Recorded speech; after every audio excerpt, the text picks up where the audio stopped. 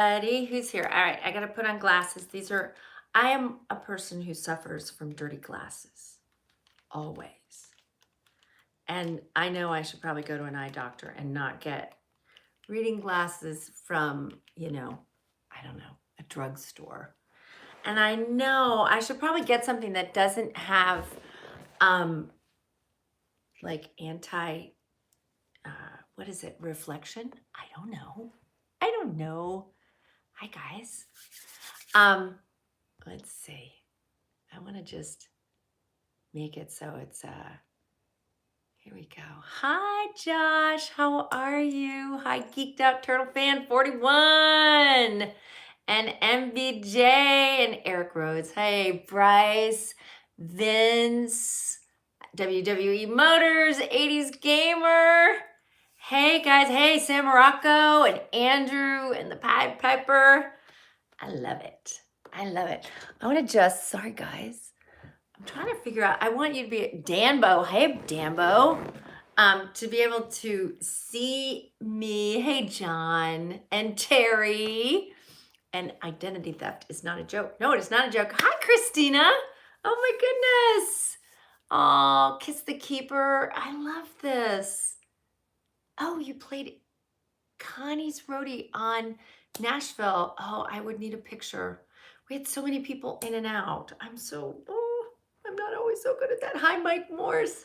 How are you? Hi, guys. Oh, I'm so glad you're all here. Oh, Halloween Town 5. If there's any news, no, there's no news. There is no news on that front. I'm going to just, I want to, let's see if this works. I'm trying to change the lighting so it's not so bright, and they give me a couple of options, and I can't tell. If I don't have any lighting, you won't see my face. Hey, Carlos, how are you? And Fercha, Argentina's in the house. Lone Hero 2. I love it.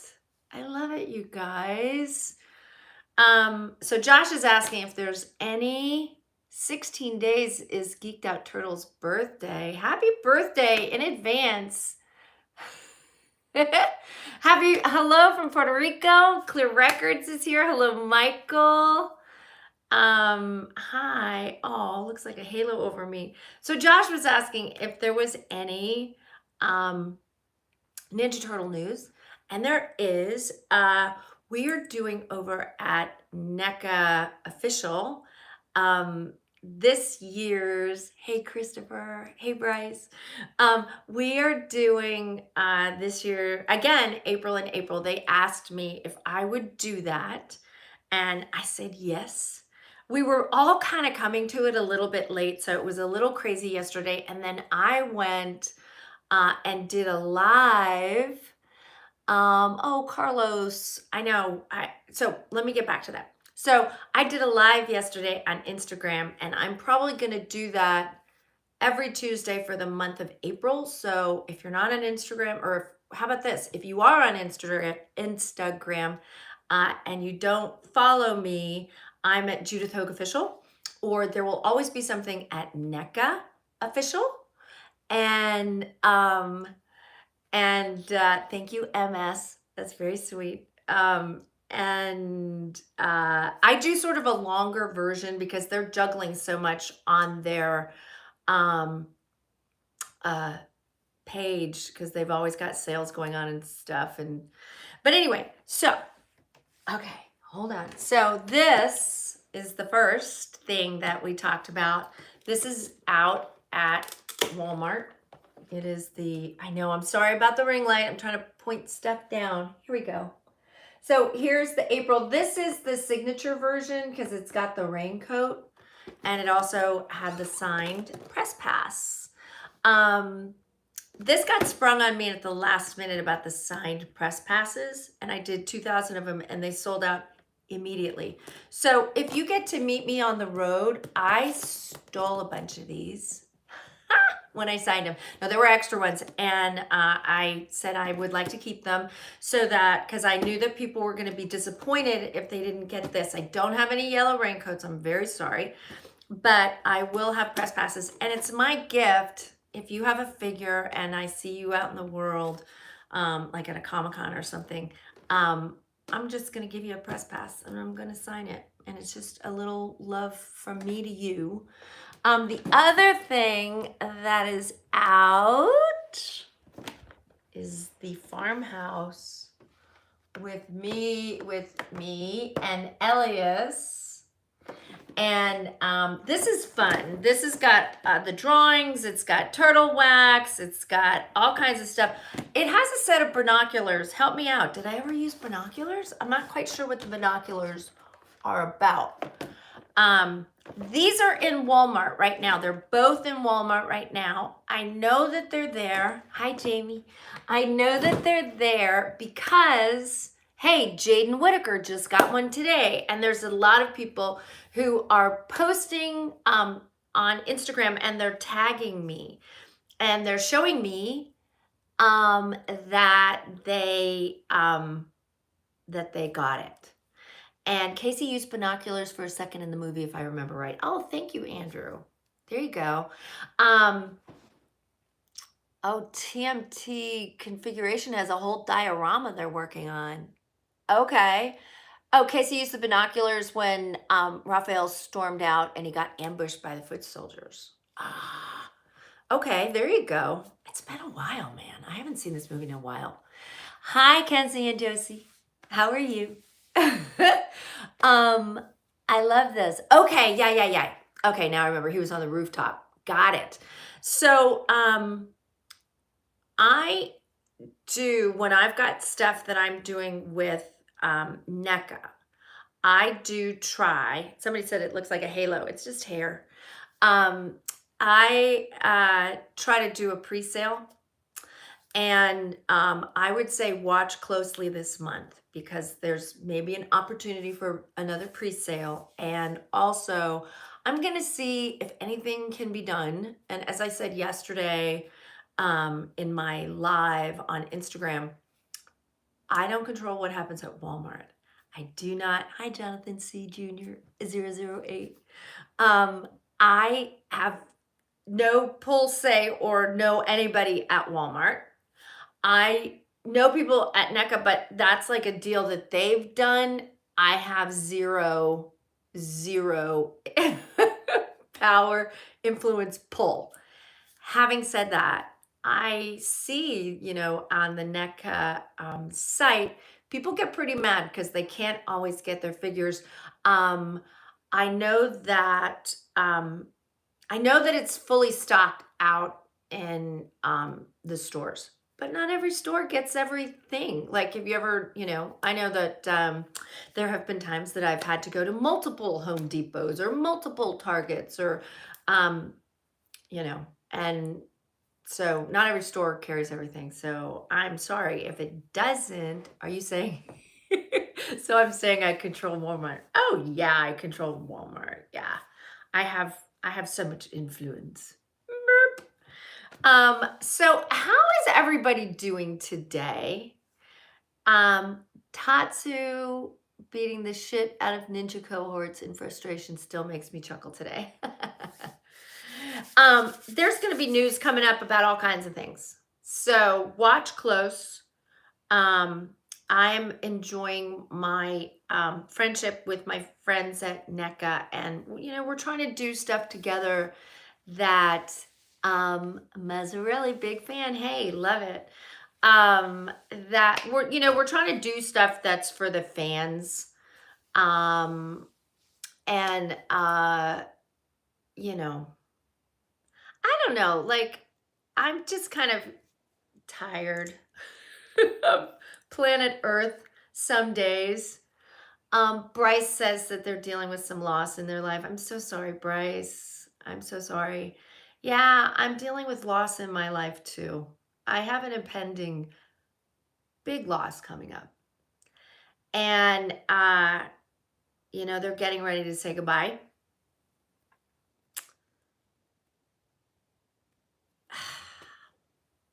And it's going to be a heartbreaker. Oh, shit. I don't want to cry. Anyway, so it's been kind of emotional. Well, I guess that, I think it's important to cry. I just didn't plan on crying in front of you guys. Because like life is really challenging and we all go through loss. And when you see it coming, it was like I was describing it to a friend yesterday. And I said, it's like there's a hungry tiger asleep in the corner. And I don't want to disturb them because I know they're going to eat me alive. And, you know, that tiger is grief. And it's so funny because you can't control it. It just takes you, especially when it's the big ones.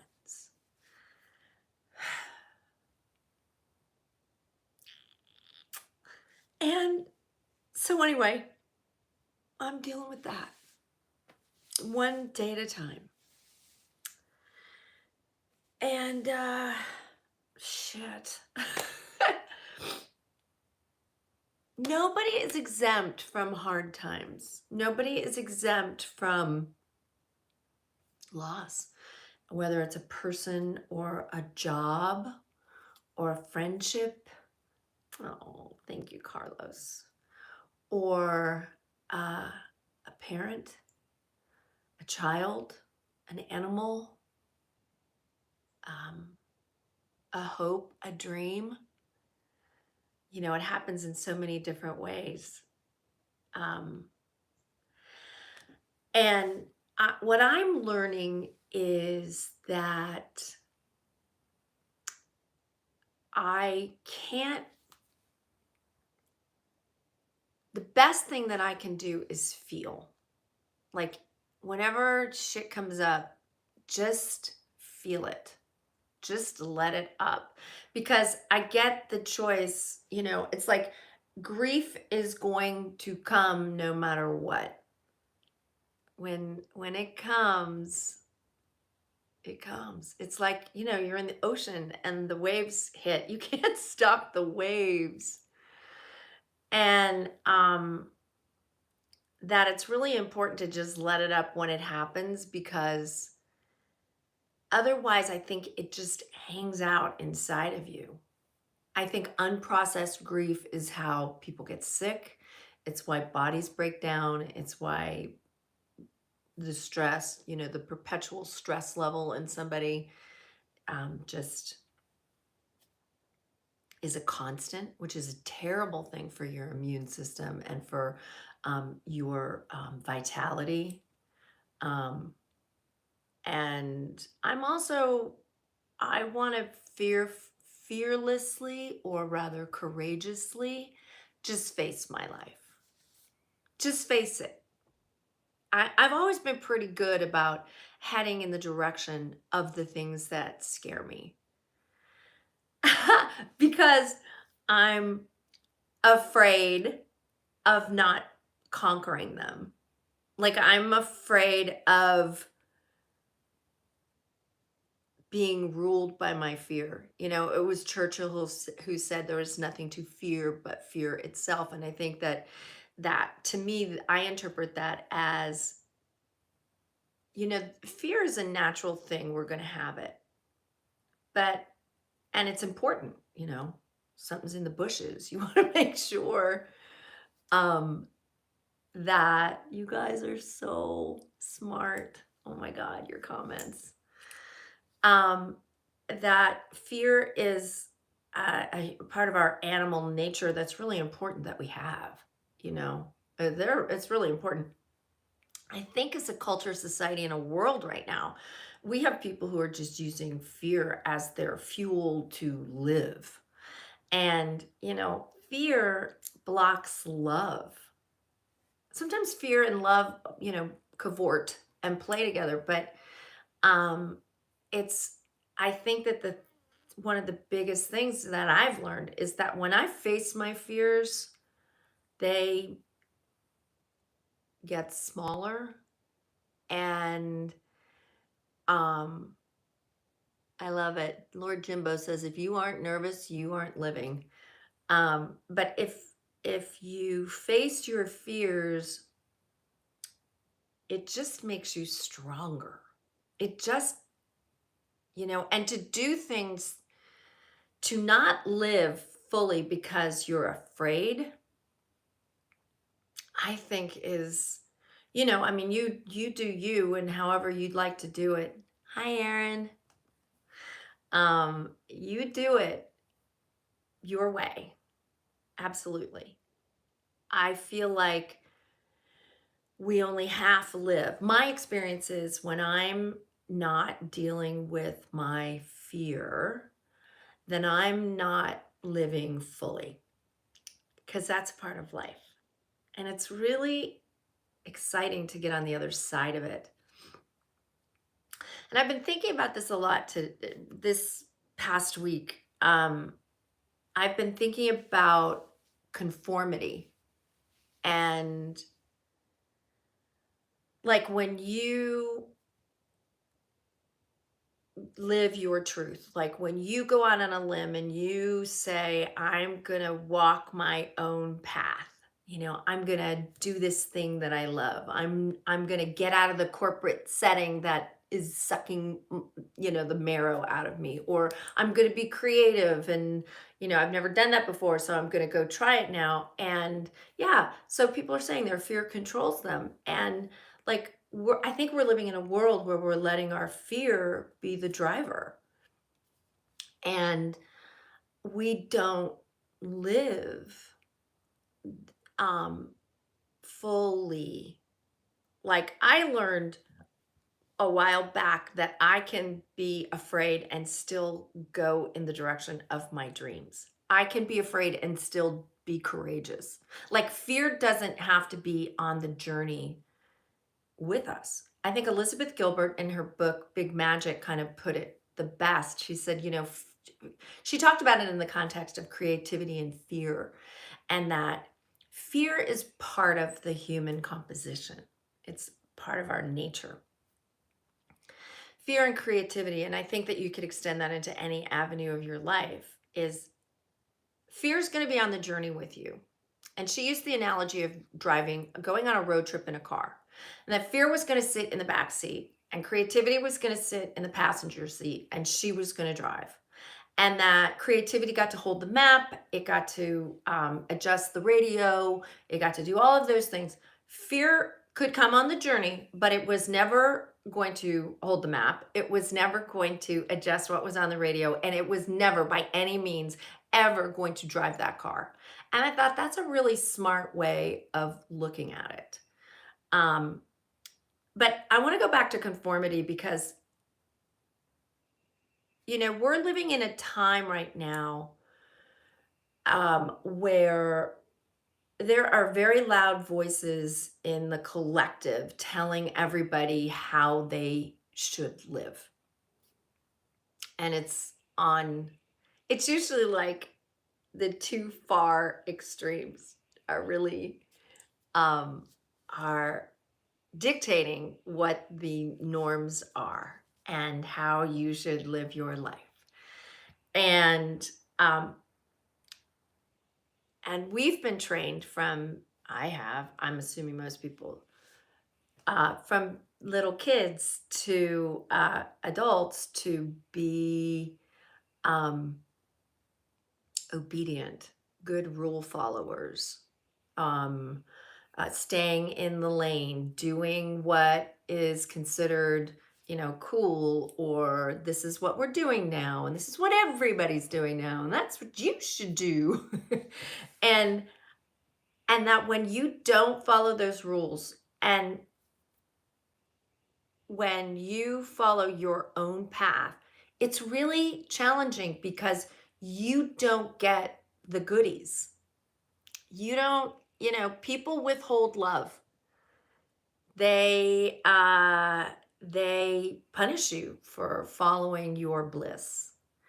And I've been thinking about it in a bigger context because I was listening to something and I was hearing somebody say, you should just be this way. You should just,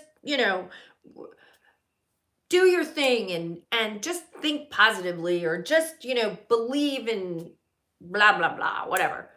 And I thought, that's really easy to say, except that we've all been trained to live obediently, like good little factory workers, or good little students, or good little employees, or good little whatever, you know, how you work in the world, like to get along. And there's something good about that. But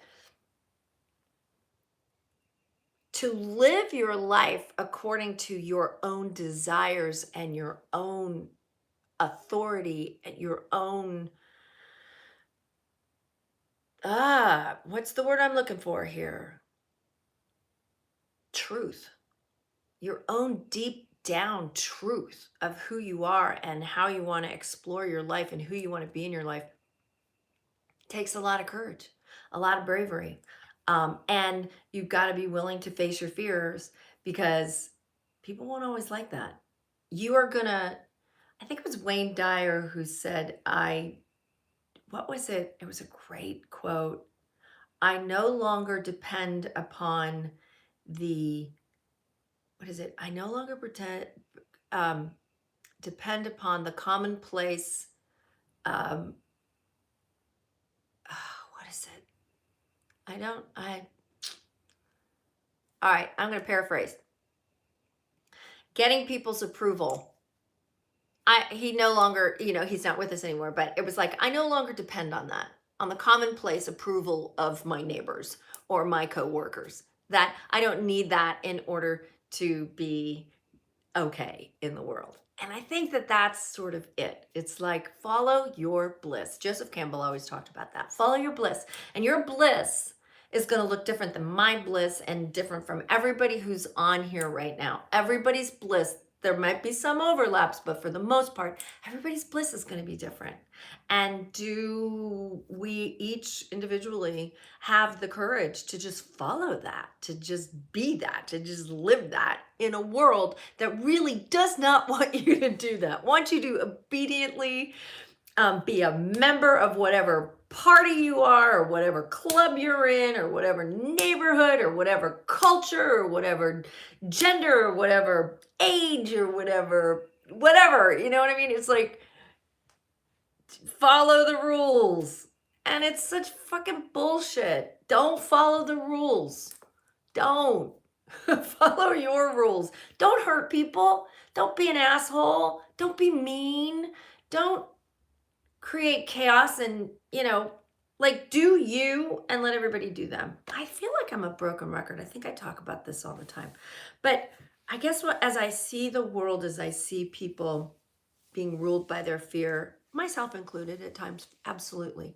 I'm just really aware of it. I'm always looking to kind of bust it. I think that the more of us who are independent thinkers and livers and beers, the better. And that will bring up grief. And there's a lot of grief in the world.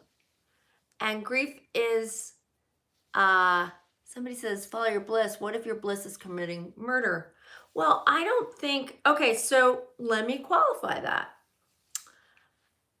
I don't think committing murder would ever be bliss. It might, in your mind, a person's mind, be like, oh, that's relief. Oh, that would take care of that problem. But then you live with the karma of your action. And that happens on a lot of different levels. It's from murdering an animal to eat, to murdering an insect that's in your house, obviously murdering a person. There are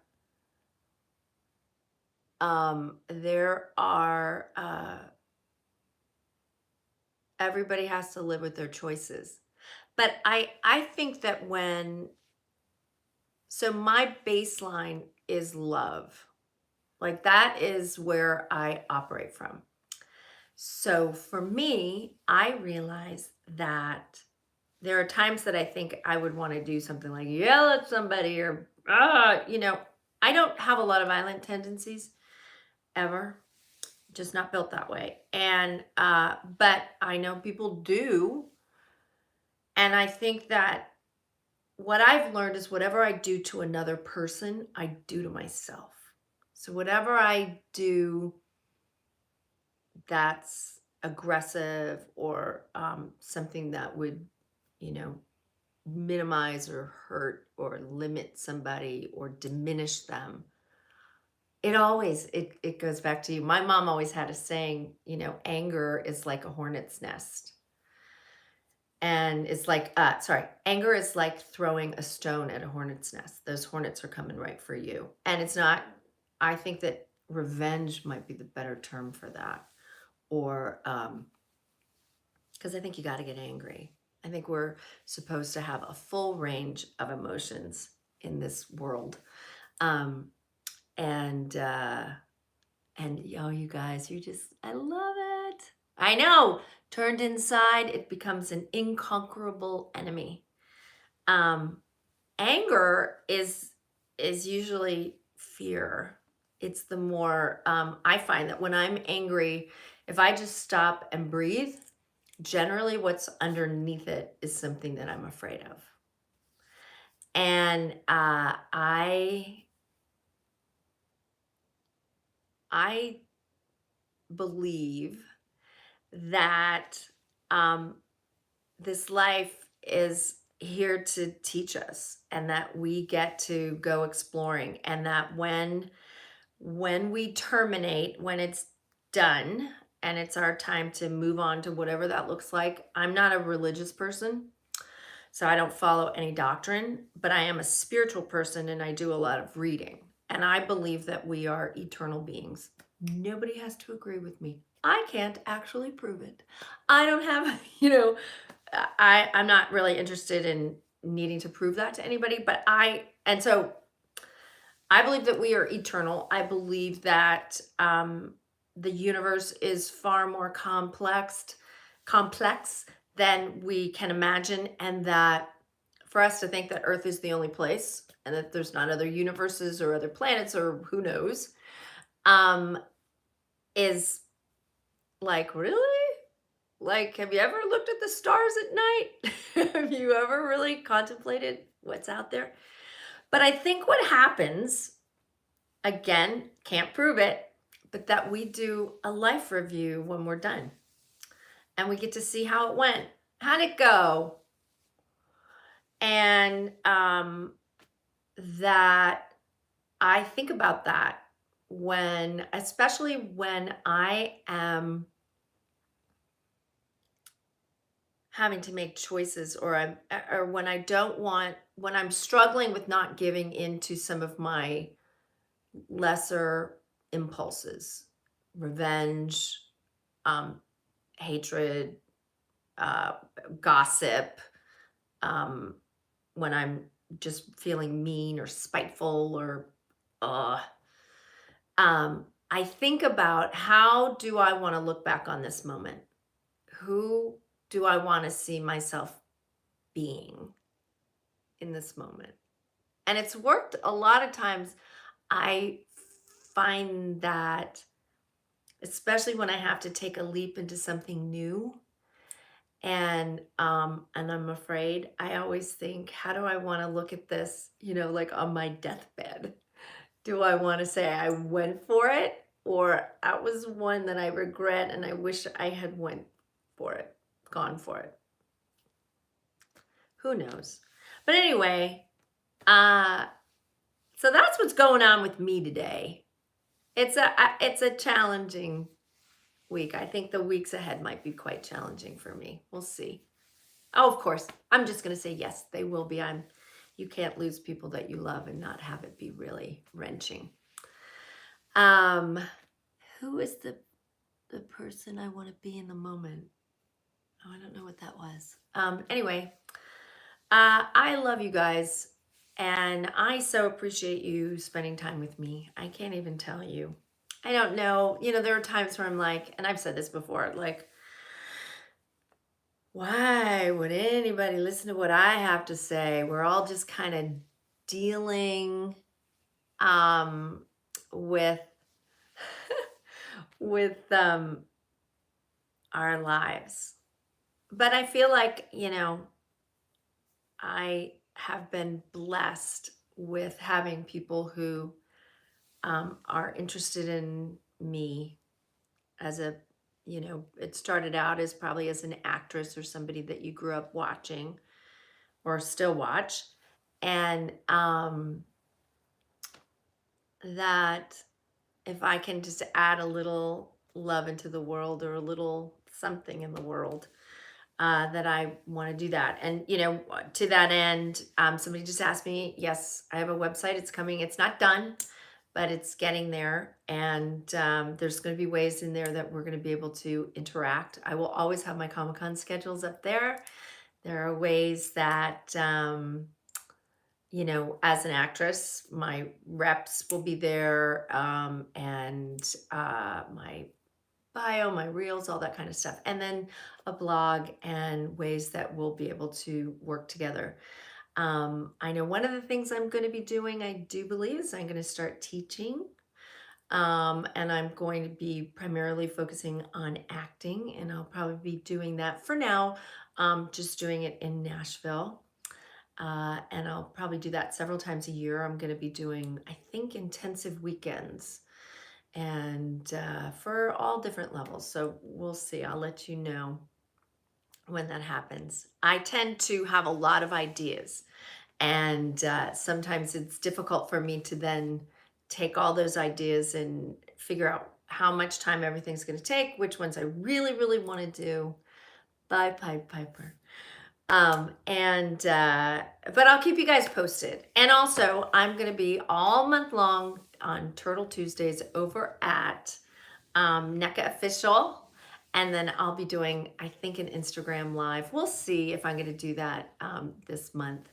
Okay, WWE wants to know, have I ever swallowed my gum deliberately or on purpose? I think when I was little, I might have swallowed it on purpose maybe once. It's never a fun thing to swallow your gum.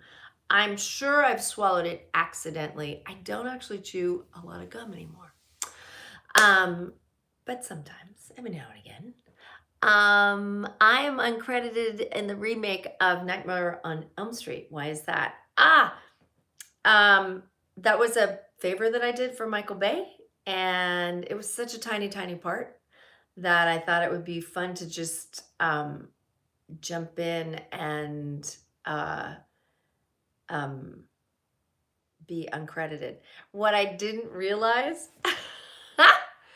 is that you don't get residuals if you're not credited. And so I thought, okay, don't do that again. Anyway, it's 33 minutes. It's really long, and I love you guys. And as always, drop a comment. Let me know what you want to talk about. I was completely unprepared for today. I kind of like it that way.